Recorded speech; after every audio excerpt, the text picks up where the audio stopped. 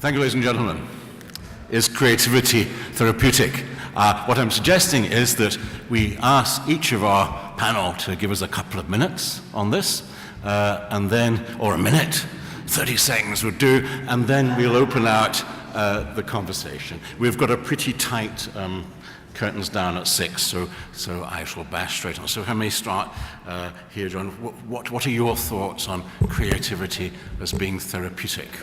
I guess for me, the thing about creativity is it's right on the borderline between chaos and order. Yeah.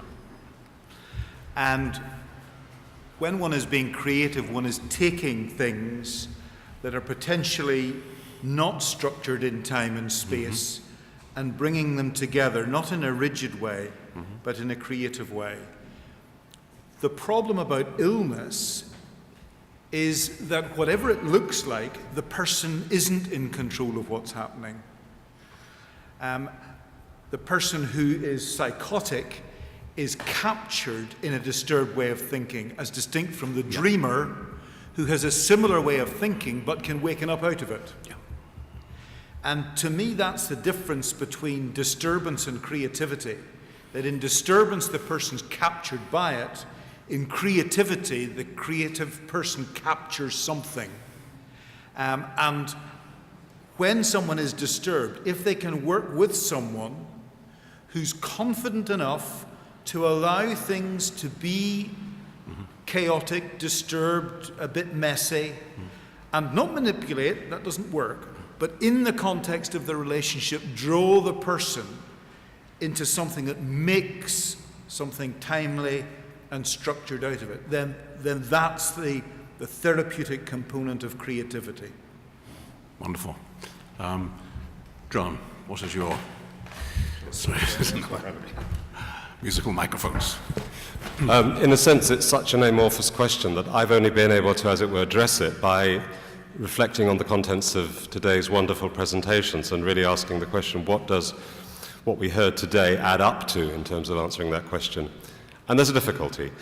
Today's presentations have addressed musical activity with very different constituencies, from serving soldiers to ex-soldiers to civilian survivors, both adults and children, and across different countries and cultures. It's talked about different kinds of provision, for example, cultural activity, music participation of a broad kind, but also it's talked about therapeutic activity administered by professionals to effect measurable improvement in some formally identified conditions, some of which would be non-clinical, such as bereavement, others which would be more clinically defined, such as PSTD. We have different levels of understanding of the effects of these things.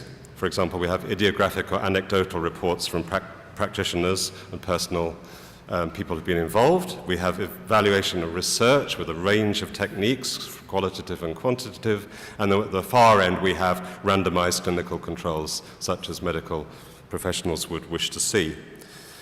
And there can't be a single answer to that question for all of that. So the best answer would be sometimes, and we need more knowledge to be precise in our answer. Now, there's two cultures in the room, which several people have observed, and they're two absolutely valid cultures. There's practitioners, and of course practitioners must be evangelists and enthusiasts for what they do. It's what keeps them going in very, very difficult situations. They need to believe deeply in the effectiveness of what they do. But also in the room are people like me, who are researchers, intellectuals, and our job is to assess the evidence calmly and critically according to accepted intellectual traditions. And in the middle there might be the general public, the media, donors, etc.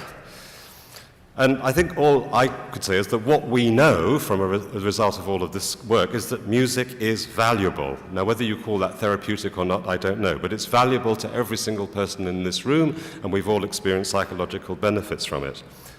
And that same value will be found by any group, particularly if they have had not perfect access to it before. So, of course, it has value.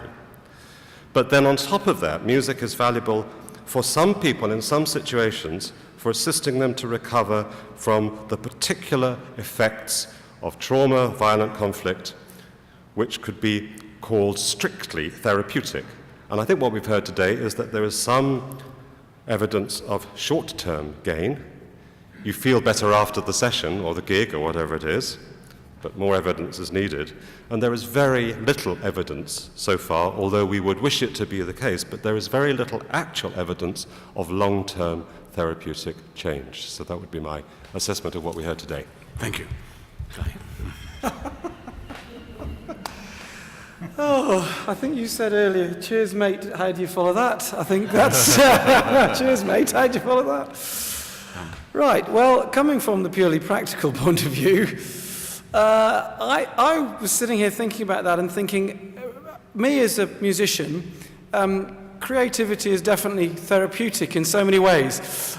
If I need if I'm in a place and I need something going, I'll sit down at the piano and I'll just start playing. Anything might happen, anything might come out, and it does something that gets me round into my mind, into the place that I think perhaps I need to be. Likewise, with my group, quite often they'll go into the practice room and they'll just start jamming. And it could be on any tune, and they'll start jamming. And suddenly the singers will start doing something, and somebody else will do something else, and somebody else will do something else. And the other week, they played a piece of music. The tune escapes me now, but I think they went on for about 40 minutes. It was just a 1980s pop tune. And they just were creative with that pop tune for about 40 minutes. And they came away from that buzzing, absolutely buzzing as musicians, because they were being creative, and it had, I think, definitely a therapeutic effect.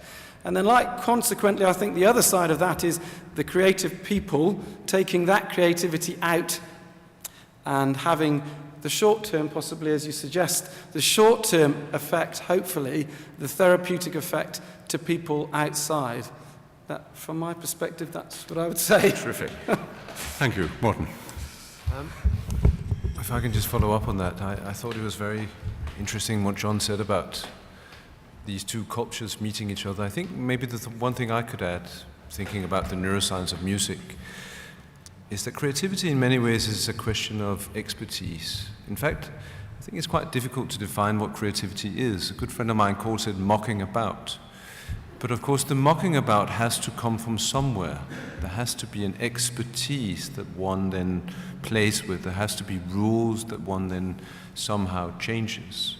And I guess in many ways, in the way that music can become therapeutic is by giving tools to people, both for creating music, but also for listening to music. And the neuroscience of music has shown that there are very big differences in the brains of people that make music on a daily basis compared to those who don't make it on a daily basis. Expertise matters, and I think one of the ways in which we can help, and one of the ways that we can rebalance the brain, is by giving people tools to explore what it would actually mean to create things. Hugh. There's obviously a difference between professional artists, professional musicians who do it for a living, and people in the sessions that we've just heard about. They're probably two equal ends of a spectrum. However, I would say, although I come from approaching the professional musician side of it, that they're all equally valid, because no matter what level of expertise you've got, Morten was talking about it, and we have an exemplar here, what you've got to say is valid. And what happens in the creative process, and if you think of any artist in any medium, this is exactly what's happening. They are using their own experiences to create their art. And the ones that are extremely lucky and acquire during their lifetime an audience for that art then become regarded as artists and accepted as musicians. What the internet shows us today is that there are an awful lot of people who would dearly love to be musicians, but only a very small number of them are actually listenable to. But nevertheless, they are being creative. And the point actually is, in all this, is that it's the taking of the events in your life, whether they are mundane events or whether they are horrific events, and turning them into something useful through creativity. That's what all the greatest artists do. They turn their own experiences into something that's relevant to everybody else. And it's not possible, I know this myself, I'm a songwriter. When I'm writing about things which are really, really close to me and very, very hard, I just look at it at the end and I go, no, I can't inflict that on anybody else. So I have to somehow or other back off from it, make it more generalized, make it so that other people can resonate with the same sorts of feelings that I was trying to project. But when I do it for something very, very close to me, I always overdo it. And of course, the great artists, they don't pull back at all. They've got this trick of making it relevant to everybody else. And I'm going to get there once before I go deaf. Brilliant. Thank you. I'll just add my tuppence, which is, as a practitioner, the things that people call therapeutic in what I do, for example, is when working with people to help them be creative, I am told it is regarded as therapeutic that they are able to express themselves, to communicate with me, with the world, to strike empathy with me and with others through their work, so that there is creativity towards a therapeutic potential process there. And another, much more obvious, and has its own science, which is the exaltation of children, is the pride and joy and self-belief that people can get through creating something, the sense of their own life and worth and identity, is a huge thing for people, particularly for traumatized people, because that comes often with a different kind of dispossession of identity, nation, and so on, and to rebuild it. I have a lovely story. I was on the borders of Kosovo and Albania, receiving refugees near Kukës. And I'd done a session with some kids who just arrived across the border from Kosovo, and we wrote a song. And when the kids wrote the song, I said, can we bring our father and mother to hear it? And I said, of course you can. Go and find them. And so Dad came and listened to the song and said, 2 days ago, our house was burnt down. We lost everything that we have. But you can't burn down a song, can you? I think there's a sort of a value there.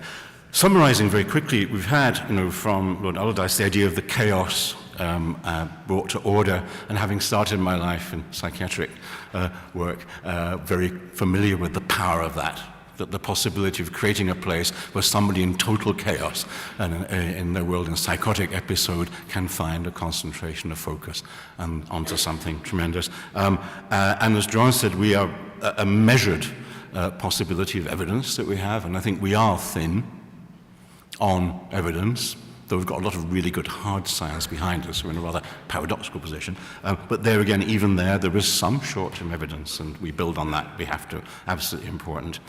Guy, I think, saying that this is it. The guys were playing, and they were buzzing.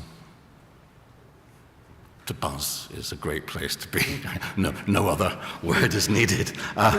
Everybody. And for Morten saying this is a practical issue of tools as well, that give people, even in the simplest of therapeutic situations, or creative situations, to give them the means, even if it's, okay, actually you get a nicer sound out of this drum if you hit it that side. Don't have to, but try that.